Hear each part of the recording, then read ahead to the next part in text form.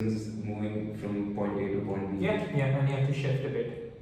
Yeah, that you have a certain that you're at a certain point and you want to move to the second point. So you take the actions to move in that direction. So yeah, that's. But then you're missing out on a key point though, and this is where Sam Harris and John Beason disagree. I feel, because for me, yes, it's about biological needs and things we may have, but it's about a culmination of those all together and how that makes a metaphysic. So what I'm trying to put forward here is that yes, we have to eat to survive. Yes, we need shelter, food, those sorts of things. Yes, we need warmth. Whatever you may find the core essentials, sleep, whatever, procreation, things like that. But it's not simply just that one thing. So it's not that, okay, I'm feeling hungry, so I need to go and let's say have some food. Oh, okay, so maybe I need shelter, so I need to get a house or things like that. But it's a culmination of all those things together, if that makes sense. And that's how society has almost created a social contract to say that we are living in a society now that we can do all these things together, so sleep, eat, procreate, in a manner that is good for us but also good for society. And that will simply not come, I feel generally, if it's an individualistic basis to say that, oh, just because I need to survive, I need to go eat. Or if I need to grow, which will help me have a better family, have a better way of living, I need to go to university, I need to do that. But it's almost everything comes together, and individuals almost have to aspire towards something, even if it's transcendent, which may never exist or never would have existed. It's a journey. Yeah. So I can the best thing I can do right now is take an example of myself, because see, personally, I feel extremely depressed when I'm not working. I feel like I feel purposeless, which is a very tough thing to kind of wrap your head around. So that's why when I had this gap year, for the first 2 months I was just doing nothing and I felt horrible. That's why I started working towards other things. So, but also, yes, aspiring to achieve your own personal goals is important, but for me, chasing those goals is what makes me a happier or a better person overall. That's why we're having this interaction in this first place.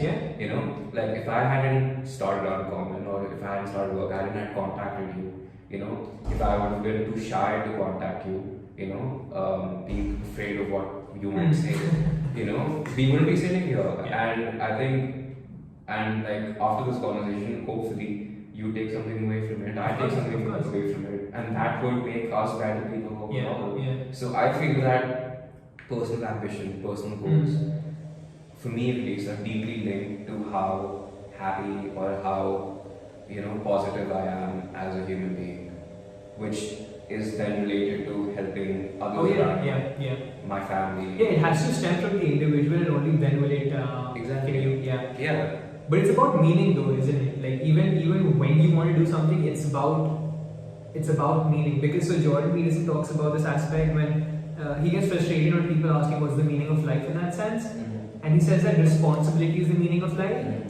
Because just generally, so there are people who are concerned with, let's say, the climate and things like that, and they say you people shouldn't procreate and then have more children or whatnot.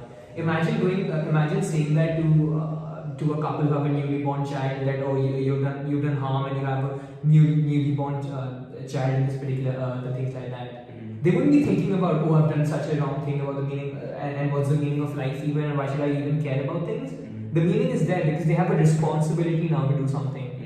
And I think it's the same with you as well. When you start working towards things, be it art, be it podcast, be it whatnot, be it having a conversation with any person, there's something, you're responsible for something, you're ingrained in something. So you don't care about why we're here, if that makes sense. When we're having this conversation, when I'm working, you kind of distracted from the fact about why we're here. Because at the end of the day, when I'm shutting down my laptop or whatever, and I'm going to bed, these questions come back. But that work that you do, I mean, that's why personally, right now again, subject to change. I don't believe in chasing happiness. Same. I feel that happiness is a very in my eyes right now, a very stupid thing to chase. Hmm. Because whenever I've tried to go for it, I've just been slapped across the face and then landed right back where I was. Yeah. So what gives me the most satisfaction, I would say, is working. Because then, yeah, like I feel it, like, you know, what you're talking about, it gives you responsibility, meaning, like, yeah. That's Yeah, because it's pretty evident, like, and Jordan Peterson talks about this, that many people say that happiness is the meaning of life, which is totally wrong, because sure, you will be happy at certain periods of time, but that life is inherently suffering in that sense, and most times will be suffering. So the times of suffering, would you be looking forward to, oh, I was happy at one point, but I have a few brothers of mine killed in a particular war. But that's a wrong way of looking at it, because that's not going to serve the purpose. That's not going to make you go out on the battlefield and serve your country, serve your province.